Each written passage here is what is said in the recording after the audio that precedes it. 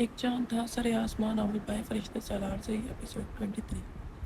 بھائی کیا آپ کو اس سے محبت تھی؟ موسیٰ اس کے سامنے کو جھک کر کھڑا، اس کے چہرے پہ نظریں گاڑے ہوئے تھا۔ نہیں تھی کوئی محبت، وہ جھنجھلا کر بولا، پکی بات ہے بھائی۔ وہ پھر سے یقین کرنا چاہتا تھا۔ موسیٰ بکنا پیچھے ہٹ کہہ رہا ہوں نا، محبت نہیں تھی، بس اس نے مجھے چیٹ کیا تو غصہ آ گیا مجھے۔ موسیٰ نے کچھ بے یقینی سے اس کا قدرے معمول کا انداز دیکھا۔ وہ شاید سچ ہی کہہ رہا تھا۔ اگر بھائی کو واقعی محبت ہوتی تو اتنی آسانی سے یہاں نہ بیٹھے ہوتے۔ موسیٰ نے اللہ کا شکر ادا کیا، بھائی یار اگر محبت نہیں تھی تو ایلی کو مار دے۔ چیٹ تو اس نے کیا ہے، اس بیچارے لڑکے کا کیا قصور تھا؟ موسیٰ کا ذہن پرسکون ہوا تو اپنی چوٹیں یاد آ گئی۔ پھر اس بیچارے لڑکے سے خیال آیا جس سے جلال نے زیادہ پیٹا تھا۔ بھائی آپ نے کسے کتنی بے دردی سے پیٹا ہے؟ وہ خفا ہوا۔ جانتا ہوں کچھ زیادہ ہو گیا تھا، مگر اس وقت غصے میں مجھے سمجھ نہیں آئی سبق اچھا ملے گا ان دونوں کو۔ وہ کاندھوں سے گرد جھاڑتے ہوئے بولا، حالانکہ چینا چپٹی میں شرٹ پھٹ چکی تھی۔ ایلی کو سبق سکھاتے نا۔ موسیٰ کی ایلی کے لیے نفرت آج کھل کر سامنے آ رہی تھی۔ اسے ملال تھا کہ ایلی سبق سیکھنے سے رہ گئی۔ بس کر دے موسیٰ، تو سوتنوں کی طرح نفرت کرتا ہے اس سے۔ عورت ہے وہ، تجھے کیا لگتا ہے اتنی بے عزتی اور ٹھکائی کے بعد وہ ایلی کو ایسے ہی چھوڑ دے گا؟ جلال چڑ کر بولا۔ موسیٰ نے سوالیہ نظروں سے اسے دیکھا۔ یار اسے مار تو ایلی کی وجہ سے پڑی نا، ورنہ ہماری اس سے کوئی ذاتی دشمنی تو نہیں تھی۔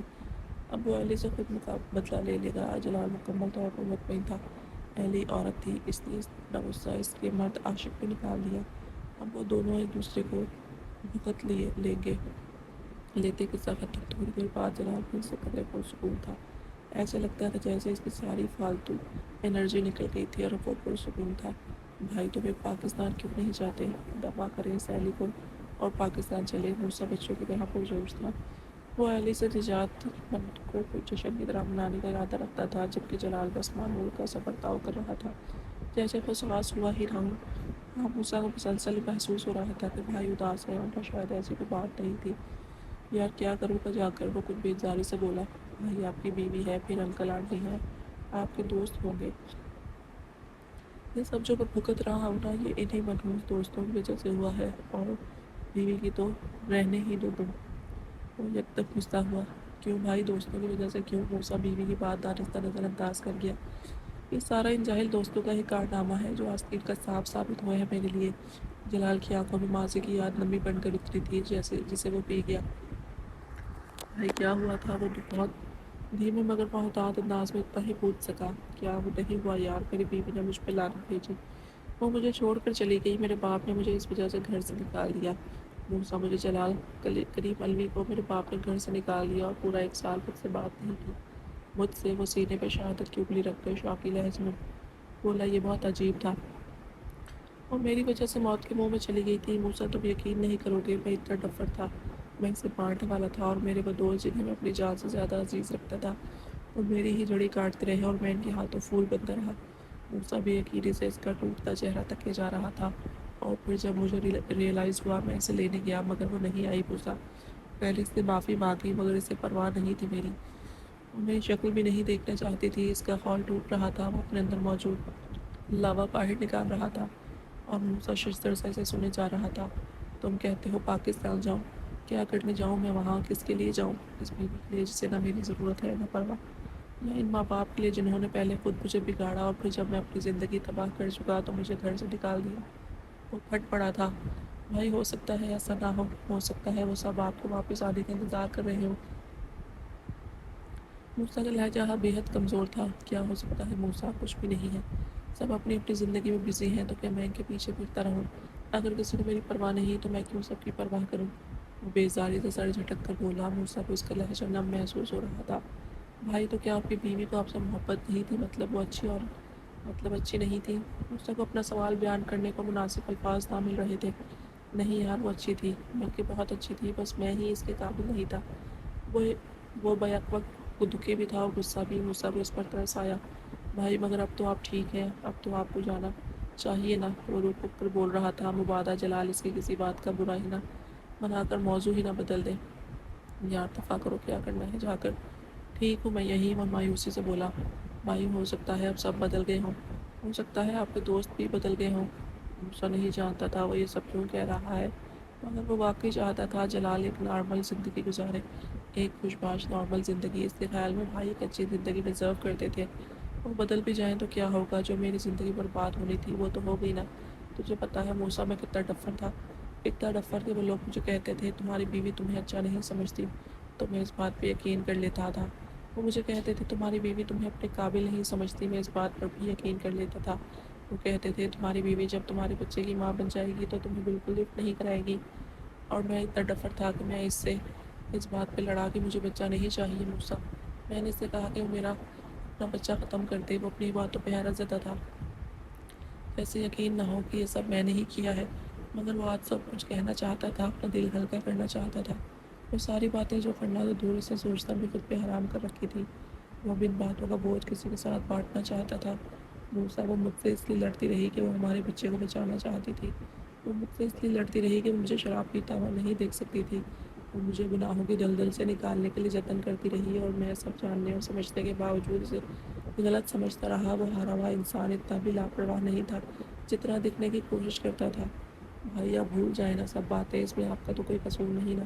ساری غلطی تو آپ کی بری صحبت کی تھی، جنہوں نے آپ کو غلط باتیں سمجھائی۔ اسی لیے تو کہتے ہیں آدمی اپنے دوستوں کے دین پر ہوتا ہے۔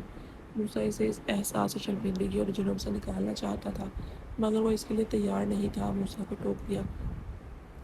موسیٰ ساری غلطی میری ہے، وہ میری بیوی تھی، اسے میں جانتا تھا، مجھے سمجھنا چاہیے تھا کہ وہ میرے حق میں اچھی ہے یا نہیں۔ موسیٰ میں اسے اپنے لیے فکر مند دیکھتا تھا، مگر مجھے شرم نہیں آتی تھی۔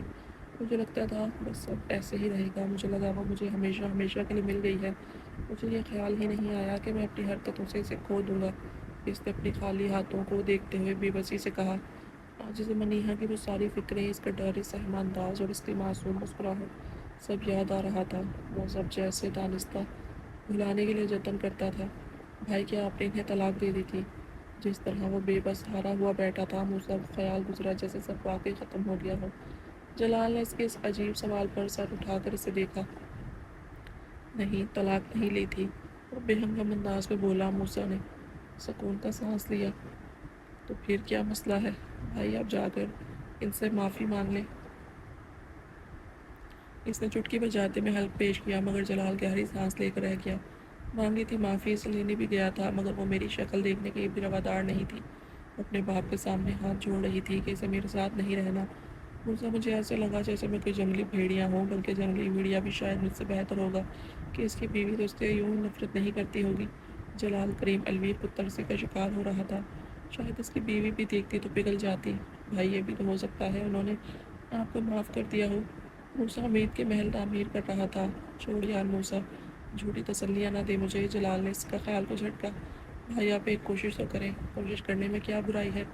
موسیٰ میں اس کی آنکھوں میں اپنے لیے نفرت نہیں دیکھ سکتا، میں یہ برداشت نہیں کر پاؤں گا۔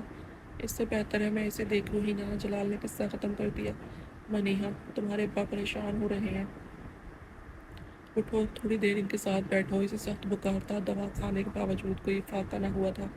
بخار جسمانی نہیں ذہنی تکلیف کی وجہ سے تھا، جبکہ طبیب نے جو دوا تجویز کی تھی وہ جسمانی تکلیف کو رفع کرنے کے لیے تھی، اسی لیے علاج کامیاب نہ ہو رہا تھا۔ جی اماں، وہ ابا کی پریشانی کے خیال سے نڈھال سے اٹھ کر بیٹھ گئی۔ ارے بھائی کیا ہو گیا میری بیٹی کو؟ ابا نے اسے دیکھ کر خوش دلی سے کہا۔ کچھ نہیں، بس کچھ حرارت محسوس ہو رہی ہے۔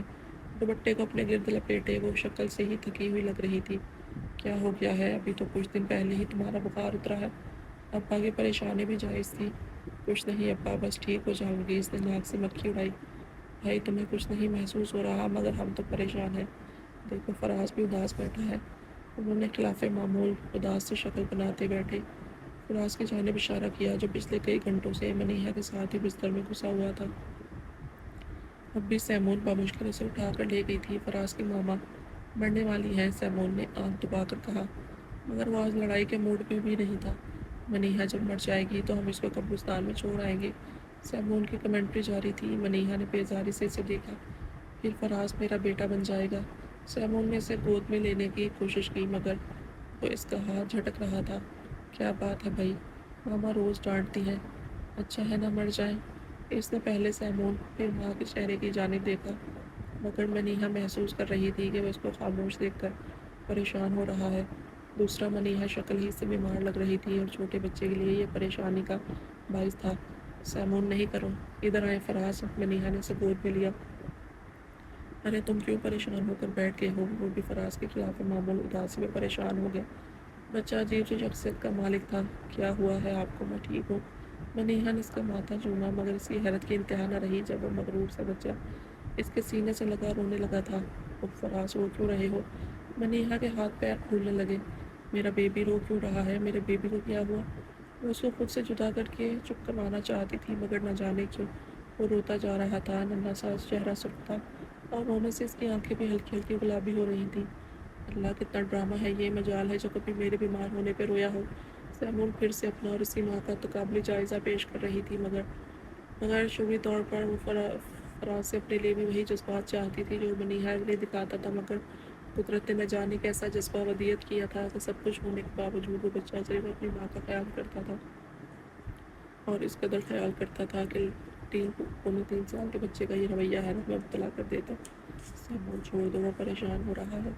جو فراز کے لیے ایگ نوڈلز بنا کر لاؤ۔ منیہا نے اس کی توجہ ہٹانے کو کہا۔ میں نے نہیں کھانا۔ وہ دکھ منانے کے موڈ میں تھا۔ رات کو بھی وہ منیہا کے ساتھ لپٹا رہا اور وہ سوچ رہی تھی کہ اس کا فیصلہ غلط نہیں تھا۔ فراز اس کے لیے ہر دوسرے فرد سے اہم تھا، ہر فرد سے۔ میرے لیے میرا بچہ اور اس کی محبت کافی ہے، اس نے خود کو باور کروایا، مگر نہ جانے کیوں وہ خود کو اس یادوں سے روک نہ پائی۔ بے رنگ سہی، بے کیف سہی، ایک لہر تو اب بھی آتی ہے، دل لاکھ شکستہ و موصل، یادوں سے کنارہ مشکل ہے۔ ماما یہ کون ہے؟ فراز نے موبائل کی اسکرین پر موجود تصویر کو دیکھ کر کہا۔ میں آپ کی ماما۔ اس نے اپنی تصویر پر انگلی رکھی۔ یہ کون ہے؟ اس نے تصویر میں موجود شخص کو الجھ کر دیکھا۔ نہ جانے کون تھا جو اس کی ماں کو اپنے حصار میں لیے مسکرا رہا تھا۔ یہ کون ہے؟ آپ بتائیں۔ منیہا نے اس کے چہرے پہ نگاہ رکھ کر الٹا اسے سوال کیا۔ یہ نہیں ہے؟ وہ اکثر بے قاعدہ قسم کے جملے بولتا تھا۔ نہیں یہ ہے۔ منیہا نے اسے جلال کی ایک اور تصویر دکھائی، ورنہ وہ خود تو اب ان تصویروں سے منہ موڑ چکی تھی۔ مجھے دیں۔ فون اپنے ہاتھوں میں لے کر وہ ان تصویروں کو آگے پیچھے کر کے دلچسپی سے دیکھ رہا تھا۔ اس کے چہرے پہ حیرت اور تجسس بھی تھا۔ منیہا کا دل کسی نے مٹھی میں لیا۔ فراز ادھر کرو۔ اس نے فراز کے ہاتھ سے موبائل لے کر پرانی تصویروں کا وہ فولڈر بند کر دیا۔ اس کا دل بری طرح دکھا تھا۔ نہیں، وہ انکاری تھا۔ یہ دیکھو۔ منیہا نے اس کی حالیہ تصویریں دکھائیں، مگر وہ انہیں دیکھنے کے بجائے جلال کی تصویریں دیکھنا چاہتا تھا۔ حالانکہ وہ نہیں جانتا تھا کہ وہ کون ہے۔ وہ اپنے باپ سے انجان تھا۔ ماں اور باپ کے آپس کے اختلافات میں پستا وہ بچہ 3 سال کی عمر کو پہنچنے کے باوجود اپنے باپ کی شناخت سے انجان رکھا گیا تھا، باوجود کہ وہ ایک جائز و شرعی طور پر حلال اولاد تھی۔ نہیں، وہ انکل۔ وہ اسی انکل کو دیکھنے کو باضد تھا۔ انکل نہیں ہے وہ، منیہا نے کچھ خفگی سے کہا۔ یہ خفگی جلال کے لیے تھی۔ یہ آپ کے پاپا ہیں؟ نہیں، فراز نے فوراً نفی میں سر ہلایا۔ پاپا گھر ہیں۔ وہ کریم انکل کو پاپا کہتا تھا۔ ہاں، وہ آپ کے پاپا ہیں۔ نہیں، فراز کے لیے دنیا وہی تھی جو وہ خود سمجھتا تھا۔ کسی دوسری بات کو وہ سوچنا بھی پسند نہ کرتا تھا۔ اب بھی وہ ایک اور بات قبول کرنے کو تیار نہیں تھا۔ منیہا کو خواہ غصے نے گھیرا۔ فراز ادھر دیکھیں، یہ آپ کے بابا ہیں، اور جو لمبا چوڑا بے پردہ سا آدمی ہے جو تمہیں نظر آ رہا ہے، یہ تمہارا باپ ہے۔ وہ کہیں اور کی ناگواری اس بچے پہ نکال رہی تھی۔ وہ نہیں جانتی تھی کہ وہ فراز کو کیوں بتا رہی ہے، حالانکہ یہ بات اس ننھے بچے کو کنفیوز کر رہی تھی۔ نہیں ہے پاپا۔ وہ منہ بنا کر اپنی آنکھیں سکیڑے اپنے موقف پہ ڈٹا ہوا تھا۔ یہ ہے تمہارا باپ، اور بڑے ہو کر تم اس سے پوچھنا کہ اس شخص نے ہمارے ساتھ یہ کیوں کیا۔ فراز ضرور پوچھنا اس سے، وہ اسٹرائی انداز میں بولتی۔ وہ آخر میں کمزور پڑ گئی تھی۔ وہ رونا نہیں چاہتی تھی، مگر کچھ بخار اور کچھ اوور تھنکنگ کی وجہ سے اس کی ذہنی حالت خراب ہو رہی تھی۔ فراز ناپسندیدگی سے اسے اور اس تصویر کو دیکھ رہا تھا جس میں موجود شخص دنیا و مافیا سے بے خبر اپنے آپ میں خوشباش دکھائی دے رہا تھا، مگر کچھ تھا جو اس بچے کو عجیب لگ رہا تھا، مگر وہ بتانے کا فن نہ جانتا تھا۔ بھائی ویسے آپ کو اپنے ان خبیث دوستوں سے بدلہ لینے ہی چلے جانا چاہیے۔ موسیٰ اس وقت سے جلال کو پاکستان جانے کے لیے راضی کرنے کے مختلف طریقے سوچ رہا تھا۔ دوسرا، تھوڑی بہت معلومات اسے نمرا بھابھی سے بھی مل گئی تھی۔ باقی کے لیے وہ جلال بھائی کے پاپا سے رابطہ کرنے کے بارے میں سوچ رہا تھا، کیونکہ نمرا بھابھی نے بتایا تھا کہ جلال ابھی تک اپنے پاپا سے بات نہیں کرتا پاکستان۔ وہ بس کبھی کبھار ہی فون کرتا تھا، اور وہ بھی اپنی ماں سے حال احوال کی بات کر کے فون بند کر دیتا۔ پاپا فون تو وہ ابھی تک سنتا ہی نہیں تھا، اور نہ ہی وہ اپنی بیوی کے بارے میں کچھ سننے پہ راضی ہوتا تھا۔ اندرون خانہ حقیقت یہ تھی کہ جب بھی اس کی ماما سے بات ہوتی، ماما منیحا کا ذکر کچھ ایسے الفاظ میں کرتی ہیں: تمہاری بیوی کو لینے گئے تھے تمہارے پاپا، مگر مہارانی کہتی ہے میں وہیں ٹھیک ہوں، تمہاری بیوی کی طبیعت خراب تھی کل، پھر تمہارے پاپا مجھے بھی لے گئے، مگر مجال ہے جو اس نے مجھ سے سیدھی منہ بات بھی کی ہو۔ تمہاری بیوی یہ تمہاری بیوی وہ نہیں آنا چاہتی، وہ وہیں رہنا چاہتی ہے، وہ اپنے ماں باپ کے گھر خوش ہے۔ یہ اور ایسے کئی طنزیہ جملے جو شاید ماما اسے غصے میں سناتی تھیں یا اسے منیحا سے بدظن کرنے کے لیے، مگر اس کا نتیجہ یہ نکلا تھا کہ وہ انہیں فون کرنا ہی چھوڑ چکا تھا اور نہ ہی وہ اس کا ذکر کرنے دیتا تھا۔ دوسری جانب بہو کی نفرت اور ناپسندیدگی میں انہیں اندازہ ہی نہیں ہوا کہ وہ تو بیٹے کو بہو سے متنفر کرنا چاہتی تھی، مگر بیٹا اپنی زندگی اور اپنے گھر سے ہی متنفر ہو گیا تھا۔ اب اگر وہ منیحا کا ذکر کرنے کی کوشش بھی کرتی تو وہ فون کاٹ دیتا تھا یا ہفتے سے اکھڑ جاتا تھا۔ کچھ وہ تھا بھی جنونی اور اس کی مرضی کے خلاف کوئی بات کم ہی کرتی تھی۔ بھائی آپ کو ایک دفعہ پاکستان جانا چاہیے، کم از کم ان دوستوں کو ہی سبق سکھائیں۔ جلال کمرے میں ٹی وی آن کیے بیٹھا تھے، بیسٹ فلم دیکھ رہا تھا۔ وہ نارمل دکھتا تھا جبکہ موسیٰ بستر کے دراز اپنا ذہن کھنگال رہا تھا۔ ان دوستوں کو؟ جلال نے بے توجہی سے پوچھا۔ وہی جنہوں نے آپ کو الٹے سیدھے مشورے دیے۔ موسیٰ نے نیم رخ سے اس کا چہرہ دیکھا۔ ان کو سبق سکھا چکا ہوں میں۔ جلال کے چہرے پر کسی خیال کے تحت مسکراہٹ بکھر گئی۔ وہ کیسے؟ موسیٰ تجسس کی وجہ سے سیدھا ہو بیٹھا۔ بس جو ہم سے پنگے لے گا وہ اسی انداز میں بھگتے گا بھی۔ وہ فخریہ بولا۔ بھائی کیا کہہ رہے ہیں؟ موسیٰ کا تجسس عروج پر پہنچ چکا تھا۔ یار ان میں سے ایک تھا جو مجھے کہتا تھا کہ تیری بیوی خود کو نیک اور تجھے شیطان سمجھتی ہے۔ اس نے بہت غلط باتیں کی تھی منیحا کے بارے میں، اور جس دن ہماری آخری والی لڑائی ہوئی تھی اس نے مجھے زبردستی شراب پلائی تھی، اور جب میں ڈرنک تھا تو میں نے اس سے کہا کہ میں اس کے گھر رکوں گا، مگر وہ بلڈی ڈیول مجھے گھر چھوڑ گیا۔ میں بالکل آؤٹ تھا اور پھر وہ مجھے چھوڑ آیا۔ وہ طنزیہ خود پہ ہنس رہا تھا، پرانی باتیں یاد کر رہا تھا۔ تو آپ نے کیا کہا اسے؟ میں نے اسے چھوڑ دیا موسیٰ، وہ بیزار ہو کر بولا۔ بھائی بتائے نا، وہ اصرار کرنے لگا۔ یار ان کے ساتھ رابطے میں تھا میں، اور پھر جس دن اس کی شادی ہوئی نا، اس دن میں نے اس کی پرانی ویڈیو چیٹس اور تصویریں جو اس نے مجھے پہلے کبھی دی تھی وہ سب اس کی بیوی کو بھیج دیں۔ وہ سکون سے بولا۔ بھائی نہیں کریں آپ نے اس کی شادی والے دن اس کی بیوی کو اس کی پرانی تصویریں بھیج دیں؟ موسیٰ اپنی جگہ سے اٹھ کر اس کے سامنے چلا گیا۔ وہ متحیر تھا۔ نہیں، شادی والے دن نہیں، شادی والی رات کو۔ اور تجھے پتہ ہے اس کی بیوی کے بھائی ذرا لوفر تھے، بہت تماشا لگا۔ اس کے سالے اپنی بہن کو اسی رات واپس لے گئے اور بہت مار پڑی شیری کو۔ وہ مزے لے کر سنا رہا تھا۔ بھائی آپ کو اندازہ نہیں تھا کہ آپ؟ موسیٰ کا منہ کھلا ہوا تھا۔ نہیں مجھے پتا تھا، وہ لڑکی ایک زمانے میں میری بھی دوست ہوتی تھی۔